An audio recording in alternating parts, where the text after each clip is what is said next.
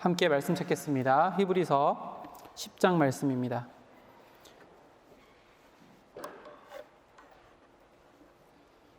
히브리서 10장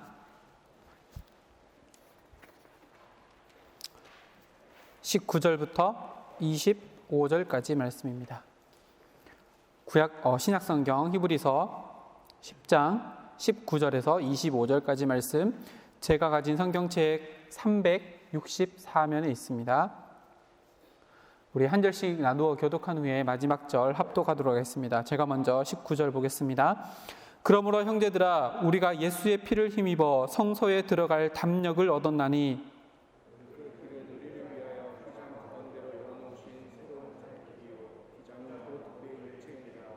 또 하나님의 집 다스리는 큰 제사장이 계심에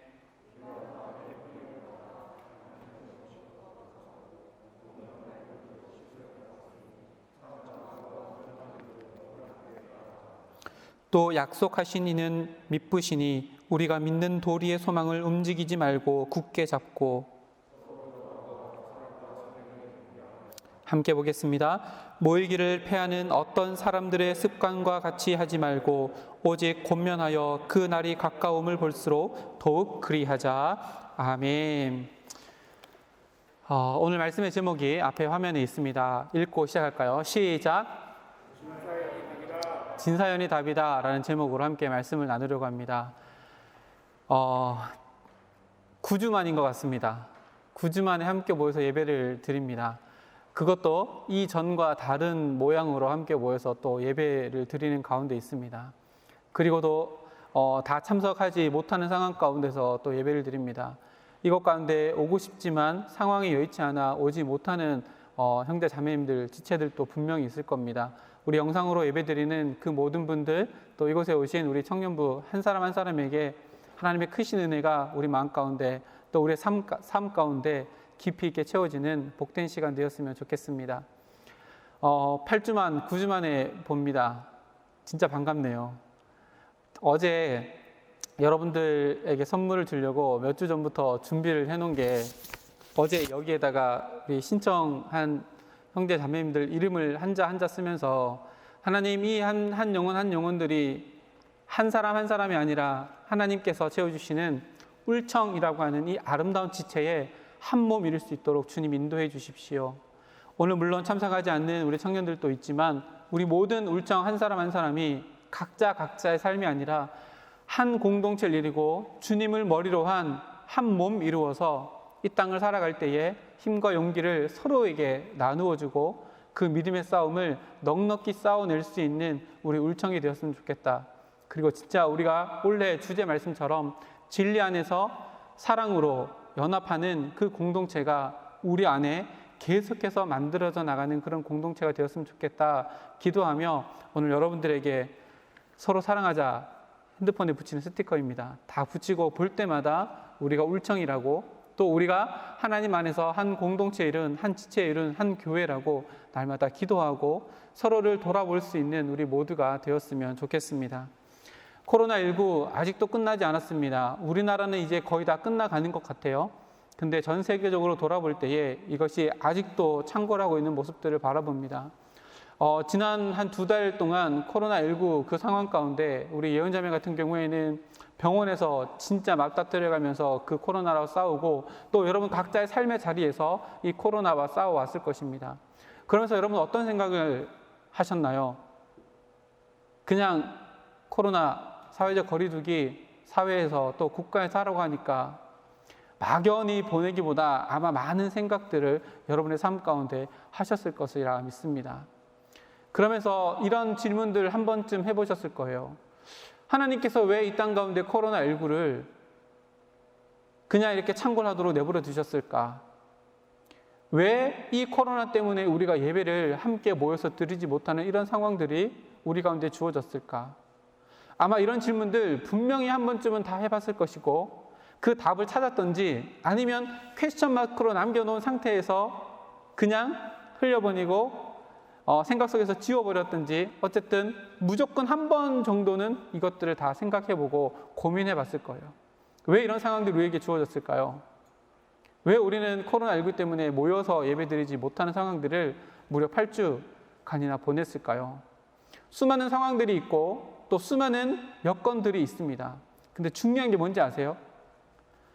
우리 성도, 하나님을 믿는 사람들은 상황에 따라서 살아가는 사람들이 아니라는 게 더 중요해요. 코로나19라는 상황이 우리에게 다가왔어요. 어떤 사람들은 이것을 왜 우리에게 왔는지 해석해내기 위해서 많은 고민들을 하고 많은 공부들을 하는 지체들도 있을 거예요. 근데 더 중요한 게 뭐냐면 상황은 계속해서 바뀌어져 나간다는 거예요. 대구 얼마 전까지 확진자 0명 이런 날도 있었다고 하더라고요. 또다시 몇 명이 이제 또 나타나고 하지만 이런 상황들 대구에서 계속 올라갈 때는 내일 일은 정말로 모르고 상황은 그렇게 급변하기 마련이에요. 제가 어제 6시쯤 저녁 6시쯤 부모님에게 전화를 받았어요. 깜짝 놀랐어요. 전화가 왔는데 연기 때문에 앞에 모일 정도 연기가 엄청나게 많이 피어오른대요. 안동에 산불이 났는데 저희 부모님이 안동에 계시거든요. 낙동강 인근에 있는데 강 맞은편, 이 강이 큰 강이 아니라 조그마한 강이에요. 강 맞은편 산을 지금 다 태우고 우리 집은 그 맞은편 산 바로 앞에 있는 집이거든요. 산을 끼고 있는 집이라 불이 붙으면 저희 집에 영향을 줄 수밖에 없는 상황이었어요. 근데 바람이 우리 집으로 부는 거예요. 제가 제일 먼저 누구를 생각했을까요? 청년부 단톡방에 글 남겼어요. 다 받아보셨을 거예요. 긴급 기도해 주세요 라고 하고 우리 청년부에게 다 보냈어요. 정말로 하나님께서 기도에 응답해 주시고 바람이 우리 집 쪽으로 계속 불었는데도 불구하고 불씨가 우리 집 쪽으로 날아오지 않고 우리 집 쪽에는 여전히 지금 또 괜찮아요. 그리고 지금 잔불 정리를 다 하고 있다고 하더라고요. 우리에게 주어진 상황은 내일 어떤 상황이 다가올지 또 그 다음 날 1년 뒤에 2년 뒤에 3년 뒤에 10년 뒤에 어떤 상황이 다가올지 우리는 알 수 없어요. 그런데 그 모든 상황 가운데 우리가 다 답을 찾아야 할까요? 답을 찾을 필요가 없어요. 왜요? 우리는 상황 때문에 움직이는 사람들이 아니기 때문이에요. 상황은 날마다 변하지만 그 변하는 상황 가운데 변하지 않는 하나님의 뜻을 분명히 우리의 삶 가운데 하나님은 보여주시고 가르쳐주시고 뿐만 아니라 성경에 기록해 놓으셨어요. 모든 상황이 다 변한다 할지라도 우리가 붙들고 살아가야 할 하나님의 뜻은 절대로 변하지 않고 모든 상황 가운데 온전하게 변하지 않는 진리의 말씀으로 우리에게 주어져 있단 말이에요. 하나님의 뜻이 뭐예요? 우리 흔히 이렇게 이야기해요. 지금 이 상황에서 하나님의 뜻이 무엇인지 모르겠습니다. 지금 이런 상황에서 도대체 하나님의 뜻이 무엇인지 모르겠습니다 라고 우리가 이렇게 얘기하는 적 많아요. 우리도 그런 적 많지 않아요? 말씀 찾아볼까요? 데살로니가 전서 4장 말씀. 이 말씀 꼭 기억하세요.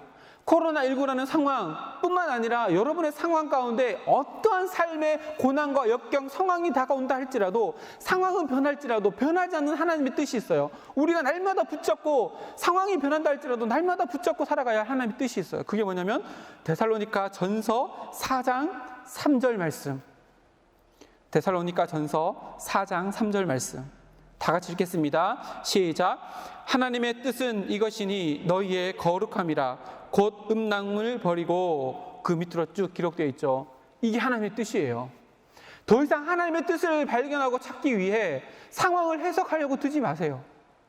하나님의 뜻을 찾기 위해서 더 이상 갈급하게 하지도 말고 또 내 마음 가운데 갈등하지도 마세요. 하나님의 뜻은 이거예요. 너무나도 분명해요.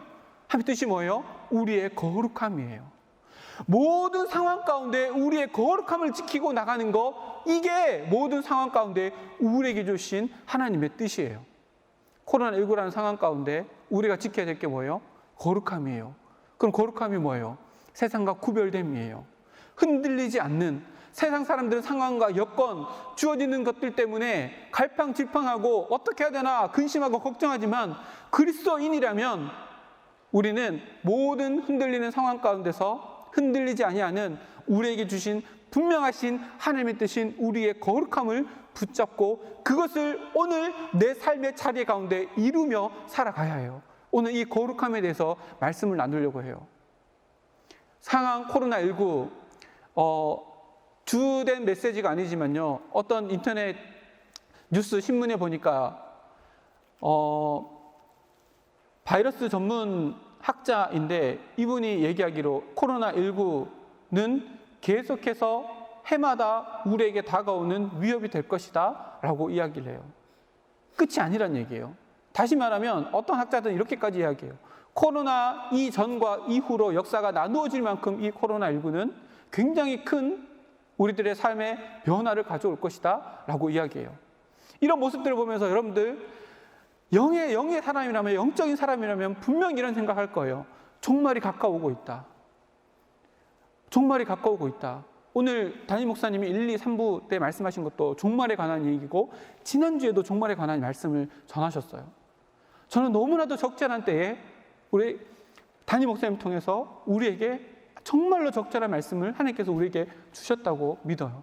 오늘 또 우리가 똑같은 이야기를 함께 말씀을 나누려고 해요. 지금 코로나19라는 상황, 이것이 끝나지 않는 상황 가운데 우리 여전히 남아져 있고 우리의 앞으로의 상황 가운데서도 비슷한 상황들이 우리에게 계속해서 다가올 터인데 이 종말의 때에 우리가 살아가야 하고 우리가 붙잡아야 될 것이 무엇인가? 그것이 거룩함인데 이것이 상황이 바뀌어도 변하지 않는 하나님의 뜻인 거룩함인데 이 거룩함이 그럼 우리의 삶 가운데 분명하게 구체적으로 어떻게 드러나야 하는가? 오늘 히브리서 말씀을 통해서 함께 말씀을 나누려고 합니다. 다시 한번 히브리서로 돌아와 주시고요.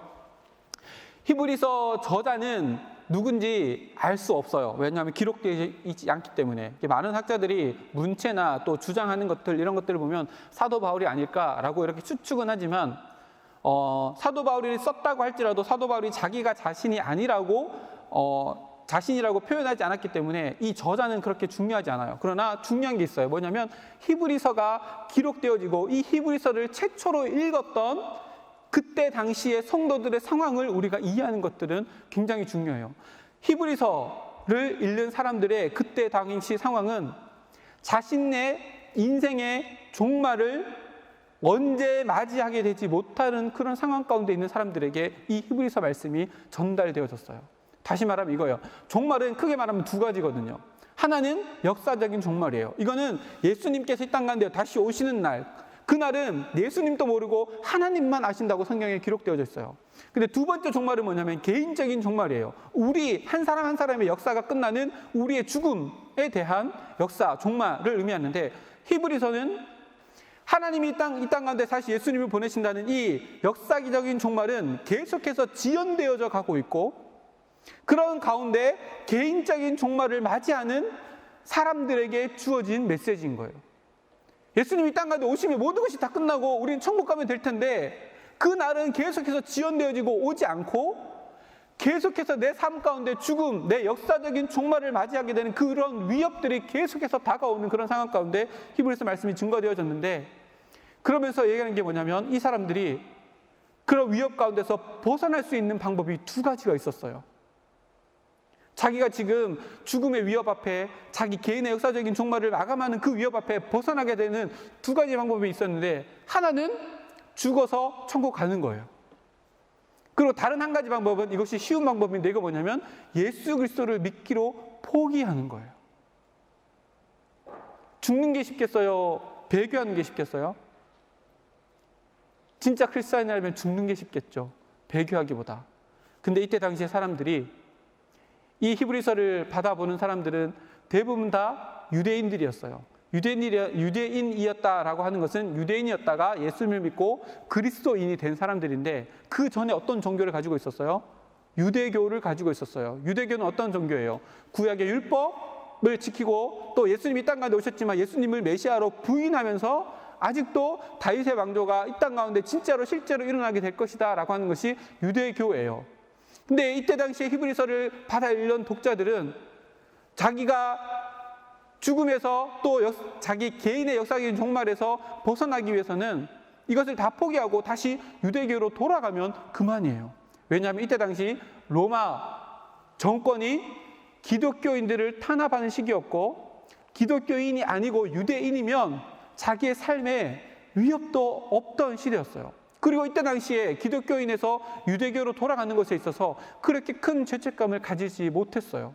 왜냐하면 지금까지도 하나님께서 주신 율법을 지키고 있었던 것이었기 때문에 그저 돌아가는 것도 큰 문제되지 않는다고 생각하는 시대의 상황들이 있었어요. 그래서 실제로 배교하는 사람들이 많이 있었어요. 히브리서 기자가 누군지 모르겠지만 히브리서 기자가 그런 배교의 현장이 막 일어나고 또 죽음의 위협 가운데 두려워 떨고 있는 성도들에게 이 메시지를 증거하면서 그 앞에 다 살펴볼 수 없지만 예수 그리스도가 진짜 우리의 구원자 되시고 예수 그리스도가 천사보다 뛰어나고 모세보다 뛰어나고 예수 그리스도는 아론의 자손의 그 어떠한 대제사장들보다 뛰어나고 예배를 새롭게 만드신 분이다 라고 하는 것들이 다 이야기되어 있고 오늘 그 말씀의 결론 부분들이 쭉 기록되어져 있는데 오늘 19절 말씀을 보세요. 19절 말씀이 어떻게 기록되어 있냐면 그러므로 형제들아 그러므로라고 하는 것은 결론의 말씀이라는 얘기죠. 그러므로 형제들아 우리가 예수의 피를 힘입어 성소에 들어갈 담력을 얻었나니 라고 기록해요. 자, 히브리서 기자가 그런 위협 가운데 상황 가운데 있는 사람들에게 메시지를 증거하면서 그 위협을 탈출할 수 있고 해결할 수 있는 방법을 제시하는데 그것이 뭐냐면 19절인데 19절 말씀이 어떤 말씀이에요? 예배예요. 예배. 형제들아 우리가 예수의 피를 힘입어 성소에 들어갈 담력을 얻었나니. 성소에 들어가는 게 뭐예요? 하나님의 전으로 나와서 예배를 드리는 거예요. 예배 드리는 것이 너희의 개인적인 위협, 상황 가운데 다가오는 죽음의 위협 앞에서 그 모든 것들을 다 해결할 수 있는 방법이다라고 제시한 것이 예배인 거예요.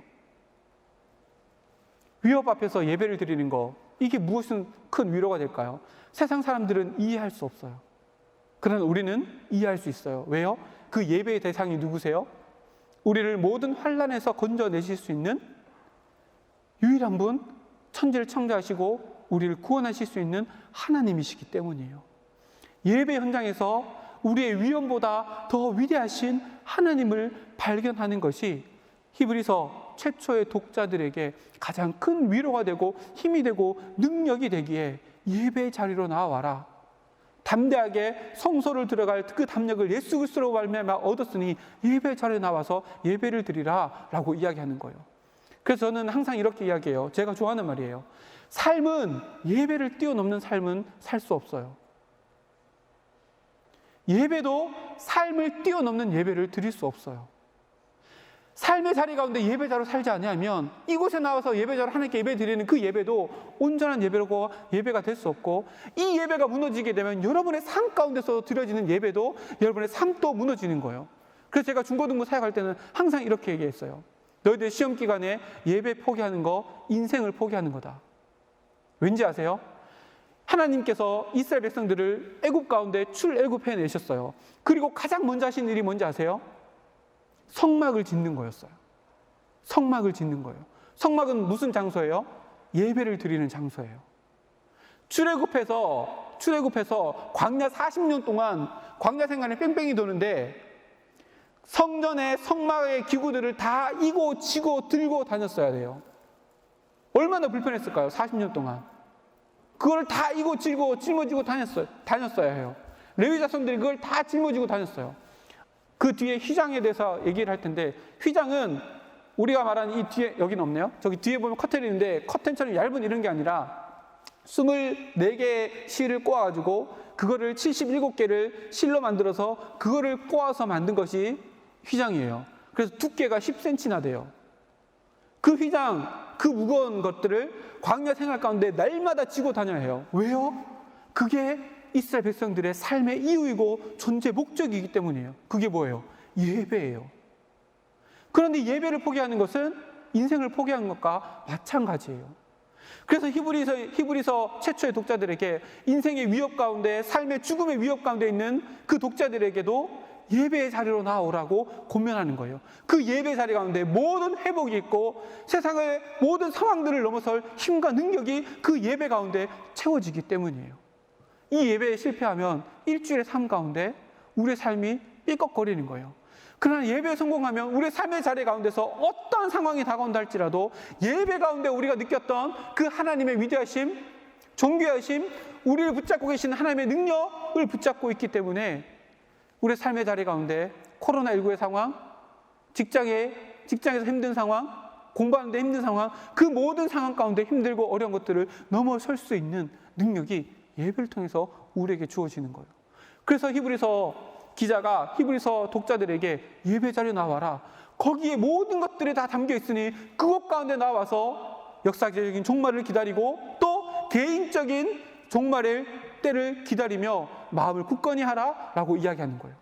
그리고 예배에 대해서 세 가지로 신학적인 의미를 해석해 놓고 그 이후에 세 가지로 또다시 실천상에 대해서 이야기하는 것이 오늘 본문 말씀이에요.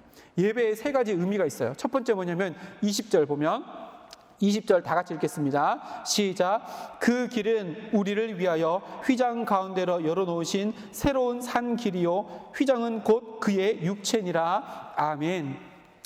구약에 성막을 만들었어요. 그리고 가장 위대한 성전이라고 했던 우리 아침에 얼마 전에 나누었던 솔로몬의 성전, 아침 큐티 때 나누었던 솔로몬의 성전, 가장 위대한 성전이 있었고, 그리고 말라기 선지자를 끝으로 구약 중간 시대가 끝나고 신약 시대가 왔을 때 예수님 당시에는 헤롯이 지은 성전이라고 해서 헤롯 성전이 있었는데, 그 성전에는 구약 시대 때 성막의 모습과 같이 휘장이 있었어요. 우리가 아는 휘장은 지성소와 성소를 구분하는 휘장을 생각하는데 휘장이 두 개가 있었어요.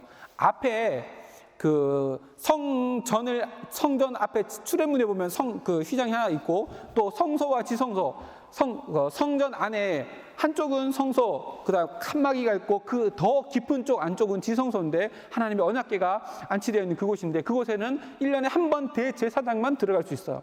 어쨌든 그렇게 해서 휘장이 있는데 예수님께서 십자가에 달려 돌아가실 때 이 휘장이 찢어졌어요. 사람들이 다 봤다라고 얘기를 해서 신학자들이 지성소와 성소의 휘장뿐만 아니라 밖에 있는 휘장까지도 다 찢어졌을 것이다 라고 이렇게 얘기하는데, 그렇게 찢어진 휘장, 이게 무엇을 의미할까요? 옛날에는 구약시대 때는 하나님께 예배드리는 자리에 모두가 다 나올 수 없고 대제사장만 모든 백성들의 죄를 다 짊어지고 어디 들어가요? 지성소에 들어가서 하나님과 대제사장만 하나님께 예배를 드리며 나아갔는데 그 휘장이 찢어졌어요. 그리고 모든 사람들이 다 하나님을 주로 고백하고 이곳에 나와 하나님을 얼굴을 마주하며 맞대어서 하나님을 예배할 수 있게 되었어요. 이것을 구약시대 때와 다른 길이다라고 해서 20절 초반절에 새 길이라고 이야기해요. 새 길. 그 길은 새로운 산 길이요 휘장은 곧 그의 육체니라. 예수님의 육체를 찢으셔서 우리는 하나님과 함께 드려질 수 있는 예배가 되었어요. 이것이 첫 번째 예배의 의미예요. 두 번째 우리가 드려야 될 예배는 뭐냐면 21절 말씀에 또 하나님의 집 다스리는 큰 제사장이 계시매, 큰 제사장이 계시대요. 목사님 아까 구약 예배 다 없었다 그랬는데 제사장 그런 필요 없는 거 아니에요? 라고 얘기할 수 있지만 생각해 보세요. 우리는 예수님이 영접한 이후에 원죄의 문제를 완전히 해결했어요. 원죄의 문제, 우리는 원죄의 문제를 어떻게 할 수 없어요. 어떻게 할 수 없지만 이것은 예수님이 휘장을 찢으시는 그 긍휼하심으로 우리의 원죄 문제를 다 해결해 주셨어요. 그러면 우리가 더 이상 죄를 짓지 않고 살아가나요? 그렇지 않아요. 원죄뿐만 아니라 원죄 문제는 해결했지만 죄의 자녀들이 육신이 우리 가운데 덧입혀 있기 때문에 계속해서 자범죄, 스스로 짓는 죄를 계속해서 지으며 살아가는 존재들이에요. 천국 가기 전까지는. 그래서 우리에게도 지금 대제사장이 필요한데, 지금 우리는 이방 사람들이잖아요. 이스라엘 백성들이 아니고. 근데 대제사장이 없어요. 근데 그 대제사장 역할을 누가 해주신다고요? 몸을 찢기시고 십자가에 달려 죽으시고 다시 부활하시고 승천하셔서 지금 또 살아계셔서 우리의 대제사장. 원죄 문제는 다 해결했지만 삶을 살아가면서 때로는 유혹에 넘어가기도 하고 때로는 하나님의 영광을 나타내지 못하는 우리들의 삶의 허물들을 하나님께 갖고 나올 때 그 모든 죄와 허물들을 다 용서해 주시는 중보자가 계시는데 그분이 하나님 아들이신 예수 그리스도다라고 이야기하는 거예요. 그래서 구약의 시대 때 드렸던 이 제사의 옛날의 그 모형들이 지금도 우리들에게 온전히 일어나고 있고, 구약에 완성되지 않는 제사가 예수님으로 말미암아 우리의 예배 가운데 완성되어진 예배를 우리가 하나님께 올려드린다라고 하는 것을 의미해요. 한 장 앞으로 넘기시면 히브리서 9장 말씀에 보면 예수님께서 부활하시고 승천하셔서 지금 현재 어떤 사역을 하시는지를 기록해 놓고 있는데, 히브리서 9장 24절 말씀입니다. 24절 말씀. 예수님께서 승천하셔서 지금 뭐 하세요? 라고 물어보면 이 구절로 대답할 수 있어요. 히브리서 9장 24절 말씀 다 같이 읽겠습니다. 시작. 그리스도께서는 참것의 그림자인 손으로 만든 성소에 들어가지 아니하시고 바로 하늘에 들어가사 이제 우리를 위하여 하나님 앞에 나타나시고, 이제 우리를 위해서, 현재형이에요.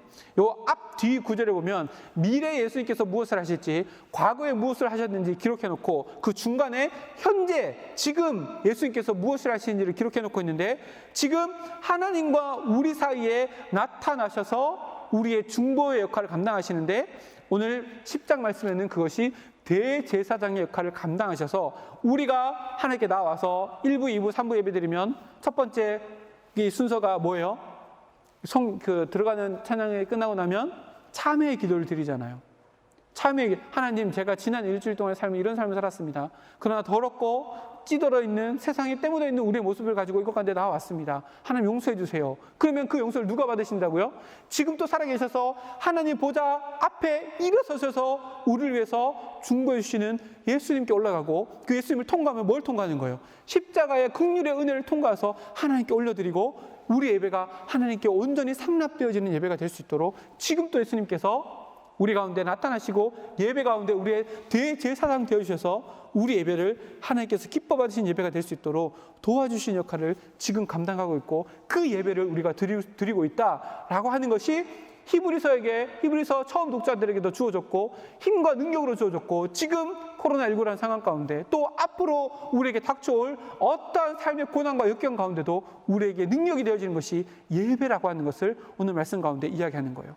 그리고 세 번째는 22절 말씀에 보면 우리가 마음의 뿌림을 받아 악한 양심으로부터 벗어나고 몸은 맑은 물로 씻음을 받았으니, 거기까지입니다. 세 번째는 뭐냐면 하나님께서 이 땅 가운데 예수님을 보내주셨어요. 그리고 우리의 예배에 새로운 길을 열어주셨고, 예배 드릴 때마다 우리 가운데 오셔서 우리의 중보자가 되어주시고 대제사장 역할을 감당해 주시는데, 그 예수님께서 우리의 근본적인 모든 문제를 다 해결해 주신 이 모습 가운데로 우리가 하나님께 나아갈 수 있는 예배를 드리고 있다는 것을 이야기해요. 여기서 말하는 게 뭐냐면 악한 양심이에요.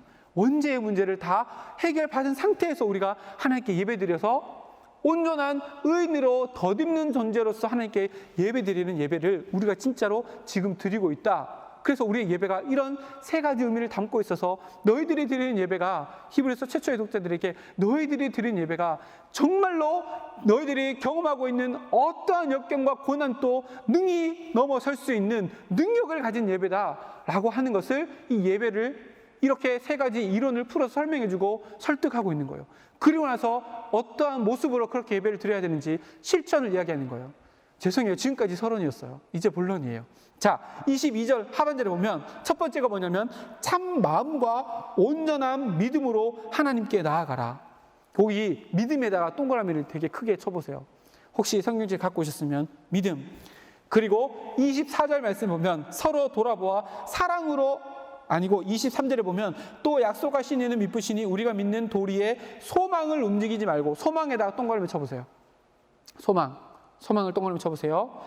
22절에 우리 믿음에 동그라미 쳤어요. 23절에 소망에 동그라미를 쳤어요. 그리고 24절 말씀에 서로 돌아보아 사랑과 선행을 격려하여, 사랑에 동그라미 쳐보세요. 사랑. 이 세 가지가 뭐죠? 믿음, 소망, 사랑이에요. 믿음, 소망, 사랑. 이거 어디서 많이 본 것 같지 않아요? 고린도전서 13장 13절 말씀 보면, 그런즉 이 세 가지, 믿음, 소망, 사랑, 이 세 가지는 항상 있을 것인데 그 중에 제일은 뭐라고요? 사랑이라 라고 하는 말씀이 생각나죠. 그래서 히브리서 저자가 혹시 사도 바울이 알까? 이렇게 추측하는 학자들이 많이 있습니다. 오늘 이 우리가 삶 가운데 실천해야 될 세 가지 동목을, 이 세 가지 기독교인의 동목 가운데 가장 중요한 이 세 가지 동목을 가지고 우리들에게 말씀해요. 믿음, 소망, 사랑. 첫 번째 믿음 뭐냐면 참 마음과 온전한 믿음으로 하나님께 나아가자. 하나님께 나아가는 건 예배인데, 예배에 나아가는 우리들의 마음 상태, 마음의 자세를 이야기해요. 이 말씀과 연결되는 말씀이 요한복음 4장 24절 말씀이에요. 하나님은 영이시니 예배하는 자가 영과 진리로 예배할지니라.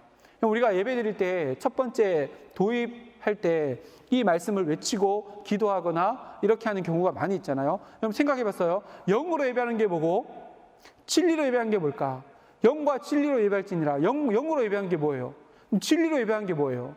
믿음으로 나아가는 것은 영과 진리로 하나님께 예배드리는 그 행위를 하나님께 드려지는 것이 믿음인데, 그럼 도대체 영과 진리로 예배드리는 게 뭘까요? 영으로 예배드린다라고 하는 것은 우리의 마음 중심에 영으로 하나님께 예배드린다, 이런 1차적인 의미인과 더불어 성령 하나님께서 인도하시는 예배를 드리라 라고 하는 것을 의미해요. 우리 예배 드리러 나올 때 중고등부 친구들, 중고등부 교사하는 우리 선생님들은 아실 거예요. 중고등부 친구들은 영으로 예배 드리지 않고 무엇으로 예배 드리는지 아세요? 감정으로 예배 드리고 기분으로 예배 드려요. 그래서 수련회 가면 예배 정말 잘 드려요. 왜요? 설교자가 재밌거든요. 감정이 터치되니 재밌거든요. 찬양할 때 막 뛰거든요. 근데 교회에서는 그렇게 또 못해요. 왜요? 분위기거든요. 영으로 예배 드린다는 것은 내가 드려지는 모든 예배 가운데 순서마다 성령 하나님께서 이끌어 가시는 대로 예배 드리는 것을 의미해요. 이게 영으로 예배 드리는 거예요. 그럼 진리로 예배 드리는 건 뭐예요? 진리는 하나님의 말씀이에요. 영으로 예배 드리는데 하나님의 말씀, 하나님께서 가르쳐 주신 방법대로 예배 드리는 것을 의미해요. 이게 영과 진리로 예배 드리는 것이고, 우리가 믿음을 붙잡고 어려운 시기 가운데 우리가 하나님께 나아가고 어려움을 이길 수 있는 능력의 자리를 만들어 나가는 것, 이것이 믿음으로 예배 드리는 것, 영과 진리로 예배 드리는 모습이에요. 우리 예배 자리에 나와요. 여러분들 9주 만에 함께 나와서 예배 드리잖아요. 이런 마음으로 예배 드리는 거예요. 오늘 영상으로 찬양을 했어요. 그리고 영상으로 우리 함께 중보하며 기도했어요. 그 가운데 하나님을 의지하고 성령 하나님을 의지하고 예배 드린 거예요. 내 감정, 내 기분 따라가 아니라, 내 상황, 여건 따라가 아니라 온전히 찬양받게 합당하신 그 하나님께서 이끌어 가시는 그 마음 따라 성령 하나님께 나오고, 말씀을 붙잡고 하나님께서 가르쳐 주시는 그 말씀을 내 마음 가운데 새길 뿐만 아니라 그 말씀 따라 살아가는 삶을 하나님께 가지고 나와서 하나님께 예배 드리는 것, 이것이 오늘 말씀 22절 하반절에 참 마음과 온전한 믿음으로 하나님께 나아가는 삶을 살아가는, 믿음으로 가지고 살아가는 삶의 모습이에요. 아까 얘기했죠. 예배는 여기에서 드려지는, 성전에서, 교회에서 드려지는, 이 예배당에서 드려지는 예배, 이것만 얘기하는 것이 아니에요. 여러분의 삶의 자리를 이야기하는 거예요. 이곳에서 예배 드릴 때도 이렇게 영과 진리로 예배해야 되지만, 여러분의 삶의 예배를 드릴 때에도 성령 하나님의 마음이 이끌어 가시는 대로 삶을 살아가야 하고, 성령 하나님의 말씀이 가르쳐 주신 대로 삶을 살아가는 그 삶의 예배를 드리라 라고 하는 메시지예요. 그러면 뭐예요? 이 히브리서 첫 번째 독자들에게 하는 메시지가 뭐예요? 너희가 지금 이렇게 모여서 예배 드린 것처럼 삶의 자리에서도 유대교의 그 전통을 따라가는 것이 아니라, 이방 사람들처럼 따라가서 삶을 사는 것이 아니라 성령 하나님의 마음에 이끌린 대로 살아가고 하나님의 말씀에 가르쳐 주신 대로 살아가야 한다. 그런 삶의 실천이 진짜로 위기 가운데, 또한 우리 삶 가운데 고난 가운데 이겨낼 수 있는 힘이고 진리고, 그것이 하나님의 뜻이다라고 가르쳐 주시는 거예요. 이게 믿음으로 살아가는 거예요. 영과 진리로 살아가는 예배자로 살아가는 것이에요. 이것이 첫 번째예요. 그리고 믿음은, 마지막에 이건 얘기할게요. 두 번째는 뭐냐면 23절 말씀에 또 약속하신 이는 미쁘시니 우리가 믿는 도리에 소망을 움직이지 말며 굳게 잡으라. 두 번째는 소망이에요. 이 소망이 무슨 소망이에요? 약속에 대한 소망이에요. 믿는 도리의 소망. 믿는 도리가 뭐예요? 우리가 믿는 도리가 뭐예요? 우리가 믿는 것이 뭐예요? 복음이잖아요. 그 복음이 뭐예요? 하나님께서 우리를 반드시 구원해 주실 것이다 라고 하는 그 복음을 우리 믿어요. 그것을 믿는 것이, 약속을 믿는 것이 우리의 소망인데, 두 가지를 믿는 거예요. 그 앞에 보면 또 약속하신 이는 미쁘시니라고 하는 이 단어가 우리가 잘 쓰지 않는 이 용어인데, 미쁘시니는 믿을만하다, 믿을만한 가치가 있다라고 하는 뜻이에요. 그러면 우리가 굳게 믿고 있는 이 약속, 또 믿을만하지만 이 약속을 하신 그분이 미쁘시다, 믿을만하다. 그러니 그분을 믿고 그분이 하신 약속을 믿으라. 이것을 소망하고 살아라 라고 하는 거예요. 보세요. 소망이 있는 사람과 소망이 없는 사람, 어떤 차이가 있을까요? 우리가 흔히 이런 비유 많이 해요. 소망이 있는 사람, 소망이 없는 사람. 소망이 있는 사람은 어두운 굴을 들어가는데 그것이 끝이 있고 터널이라고 믿고 걸어가는 사람은 소망이 있는 사람이에요. 그런데 소망이 없는 사람은 내가 어두운 동굴 가운데 들어왔어요.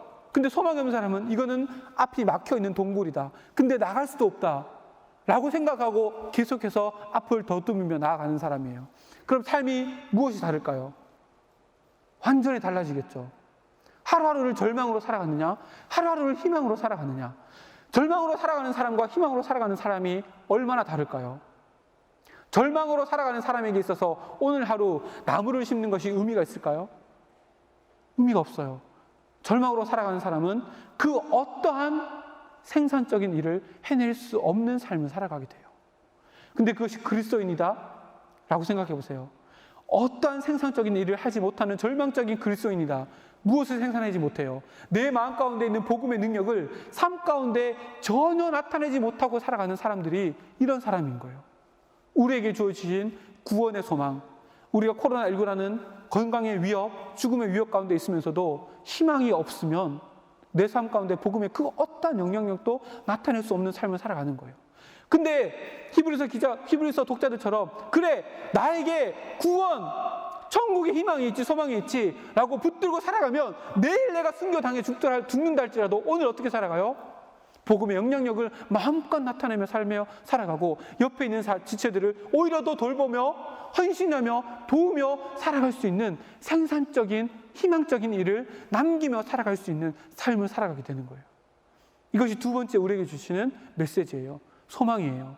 예배 자리에 나오면 이 믿음의 능력을 얻을 뿐만 아니라 우리의 소망의 능력을 얻어서 우리의 삶 가운데 절망 때문에 일어나는 어둠의 열매가 아니라 빛의 열매를 날마다 맺으며 열어가고 주위에 있는 사람들에게 성령 열매를 마음껏 맺으며 살아갈 수 있는 우리의 삶이 될 수 있다. 오늘 말씀을 통해서 우리 가운데 말씀해 주시는 거예요.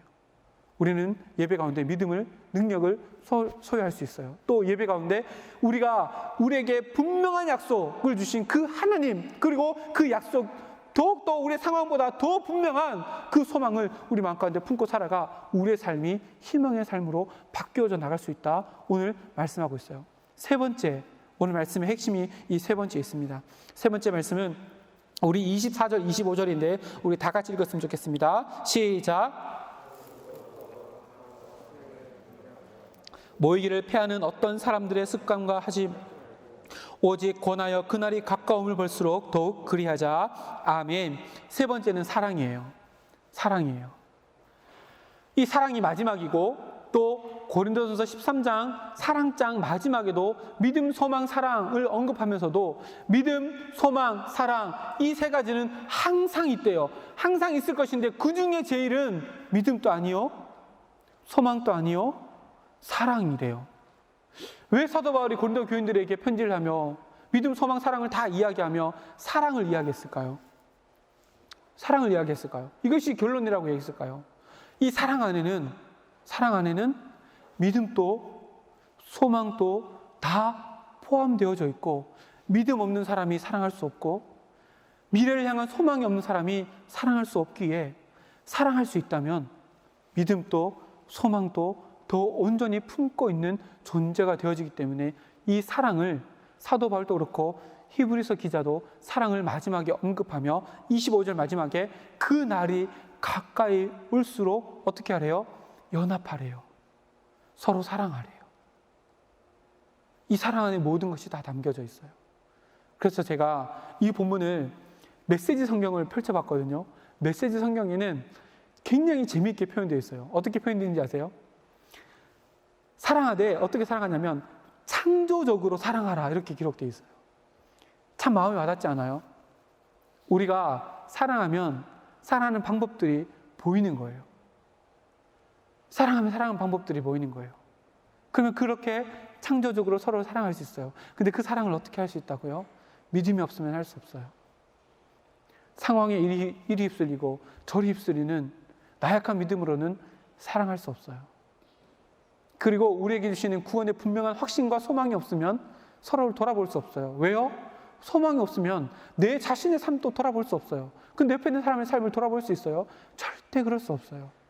믿음이 있어야지만, 소망이 있어야지만 우리가 옆에 있는 지체들을 돌아볼 수 있어요. 믿음, 소망, 사랑 이 세 가지는 항상 있을 것인데 그 중에 제일은 사랑이라. 그래서 오늘 말씀의 제목이 뭐예요? 진사연이 답이에요. 우리 인생의 마지막이 언제일지 몰라요. 그날이 가까이 올수록 더욱 그리하라 그랬는데 그 날이 언제인지 알 수 없어요. 이곳에 예배드리고 언제 내 개인적인 역사적인 종말을 맞이할지 아무도 몰라요. 그런 긴박한 상황 가운데 정말로 답은 진리를 붙잡고 서로 사랑하며 연합하는 것. 이게 우리 삶 가운데 답이에요. 우리 모든 인생 가운데 답이에요. 많은 학자들이 교회를 걱정하고 근심하고 많은 사설들을 제가 읽게 되어져요. 통계도 나왔더라고요. 기독교 단체에서 그리스도인들 100명으로 무작위로 전화 통화를 통한 설문을 했는데요. 코로나19를 겪으면서 예배에 대한 인식, 변화에 대한 조사를 했대요. 근데 많은 사람들이 예배를 굳이 성전에서 모여서 드리지 않아도 된다라고 바뀌어진 사람들이 있대요. 여러분 어떻게 생각해요? 하나님께서 이 땅 가운데 오셔서 천지를 창조하셨어요. 그리고 인간을 만들었어요. 분명히 아셔야 돼요.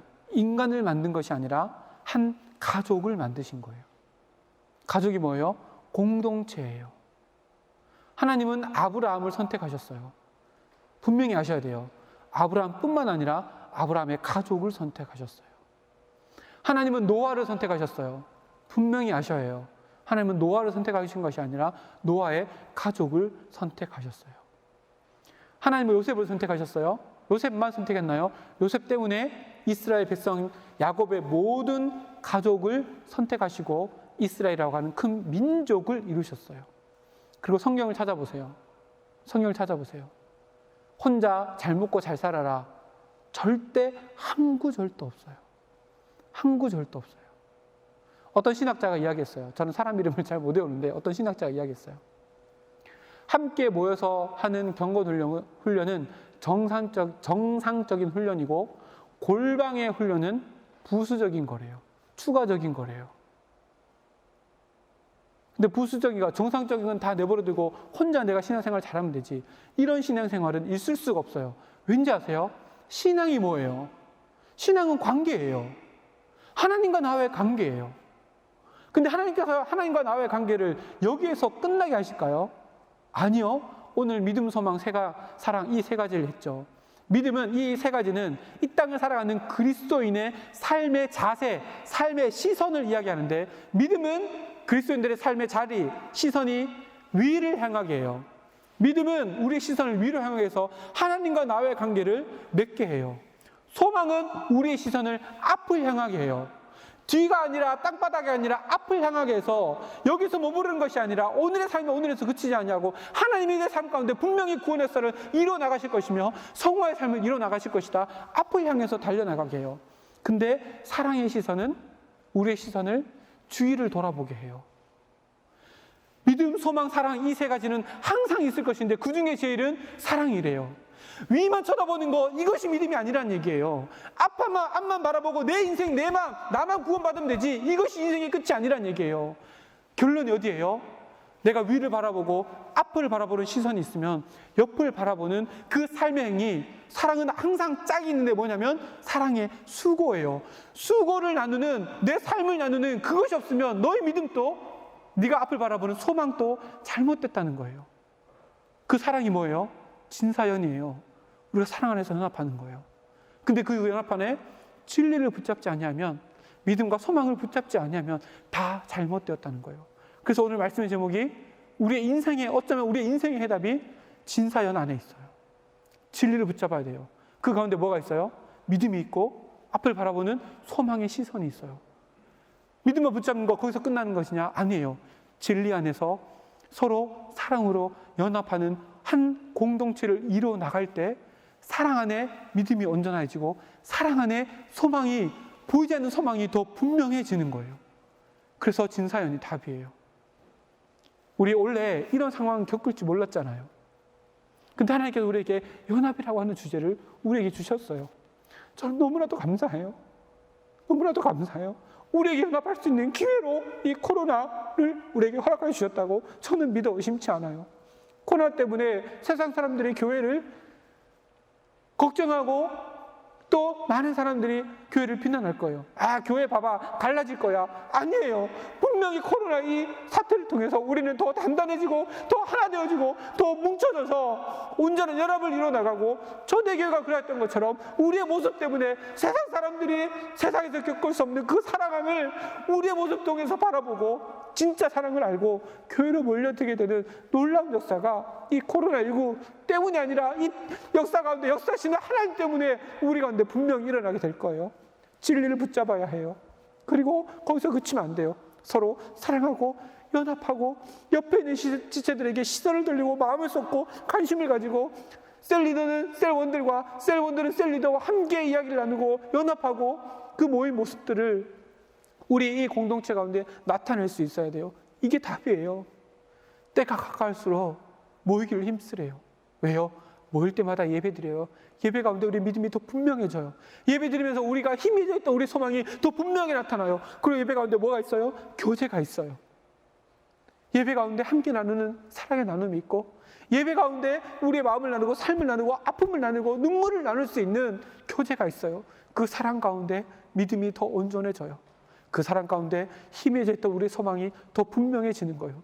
그렇게 하루의 삶을 살아가면 그 하루는 하루에서 그치지 아니하고 영원의 삶이 우리의 삶 가운데 쌓여져 나가고, 언젠가는 하나님께서 우리 각자 다 개인의 종말을 맞이하겠지만 그 개인의 종말이 우리에게는 심판의 날이 아니라 구원의 날로 맞이하게 되며, 그리고 그것이 전혀 어색하지 않고 우리 가운데 이미 경험했던, 우리 울청 가운데 이미 경험했던 천국을 다시 한번 더 놀라운 경험으로 경험하게 되는 놀라운 일들이 우리 가운데 일어나게 될 거예요. 답은 진사연이에요. 그래서 제가 오늘 함께하지 못한 우리 지체들에게는 다시 다 모이면 나눠주겠지만, 제가 나눠드렸잖아요. 핸드폰에 꼭 붙이고 저는 미리 붙였습니다. 서로 사랑하라. 여기 서로 사랑하라. 다 붙이고 볼 때마다 우리 울천국에서 기도했으면 좋겠고, 더 나아가서 믿음의 분량은 키워야 해요. 더 나아가서 우리 울산 제일교회에서 기도했으면 좋겠고, 또 한국교회를 위해서 기도했으면 좋겠어요. 코로나19 때문에 한국교회가 무너지는 것이 아니라 하나님 더 단단해지고 더 하나 되어지고 하나님의 사랑으로 더 뭉쳐서 세상 가운데 줄 수 없는 그 사랑을 하나님의 사랑과 하나님의 평안을 세상 가운데 나타낼 수 있는 한국교회로 거듭날 수 있는 이 계기가 될 수 있도록 주님 우리를 붙잡아 주십시오. 그렇게 이 문자 볼 때마다 그렇게 삶의 자리에서 기도했으면 좋겠어요. 그래서 지난주부터 준비했어요. 그리고 무엇을 쓸까 고민하다가 오늘 말씀의 제목을 여기 썼습니다. 우리 함께 진사연합시다. 그렇게 살아가며 옆에 있는 지체들 사랑하면서 여러분들의 믿음이 더 단단해지는 것을 경험할 수 있었으면 좋겠습니다. 옆에 있는 지체들을 더 사랑하면서 내가 희미해져 있었던 구원의 그 소망의 확신이 더욱더 분명하게 내 삶 가운데 각인되어지는 그런 사랑의 삶을 살아갈 수 있는 우리 모두가 되기를 주님의 이름으로 축복합니다. 다 함께 기도하겠습니다. 살아계신 아버지 하나님 감사합니다. 오늘 코로나19라는 상황 가운데 대한민국 국민으로서 법을 지키며 또한 질서를 지키기 위해 사회적 거리를 두며 이렇게 함께 예배를 드립니다. 하나님, 사회적 거리를 두고 예배를 드리지만 그 어느 때보다 더 가까워지는 예배로 하나님께 나아가게 됨을 주님 감사드립니다. 함께 예배하지 참여하지 못한 또 영상으로 예배드리는 모든 지체들 가운데도 주님께서 함께 해주셔서 이곳에 있는 동일한 마음과 동일한 은혜 하나님께서 내려주시고, 우리 코로나19 이 상황 때문이 아니라 하나님께서 우리를 빚으시는 토기장이 되시는 아버지 하나님의 손길을 통해 우리 울산 제일교회 청년부가 다시 한번 더욱더 사랑으로 하나 되어질 수 있는 축복된 기회가 되어질 수 있도록 주여 인도하여 주시옵소서. 해이해져 있었던 우리들의 믿음을 다시 한번 다잡을 수 있는 기회가 될 수 있도록 도와주시고, 희미해져 있었던 구원의 확신이 이것을 통해서 더욱더 분명해질 수 있도록 도와주시옵고, 나 하나만 잘 먹고 잘 살면 된다는 이기적인 아버지 생각 가운데 있었던 우리들의 삶이 옆에 있는 지체들을 돌아볼 수 있는 사랑의 눈으로, 사랑의 시선으로 아버지 전환점으로 맞이할 수 있는 이 계기가 되어질 수 있도록 주여 함께해 주셔서 한국교회가 거듭나고 이 세상을 향해서 하나님의 평안과 하나님의 사랑과 하나님의 공의를 드러낼 수 있는 복된 기회가 되어질 수 있도록 주여 우리 울산 제일교회 청년부를 사용하여 주시옵소서.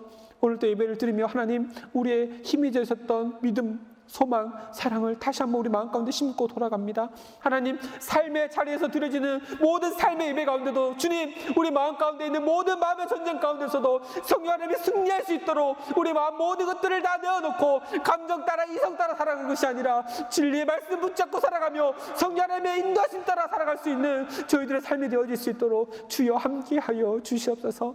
오늘 드려지는 이 예배의 감격이 삶의 자리에서도 고스란히 경험되어지는 삶의 예배가 되어질 수 있도록 주여 도와주셔서 다음 주에도 이곳 가운데 예배드리며 나아갈 때에 우리에게 더 놀라운 하나님의 역사를 주님 우리 가운데 만들어 주시옵고, 아버지 하나님 더 놀라운 은혜로 부어주시옵고, 하나님의 능력으로 부어주셔서 이 세상 가운데 다가오는 모든 역경 가운데 흔들리지 아니하는 견고한 믿음으로, 소망으로, 사랑의 사람으로 살아갈 수 있는 우리 울청 모든 식구들 되어줄 수 있도록 주님 함께하여 주시옵소서.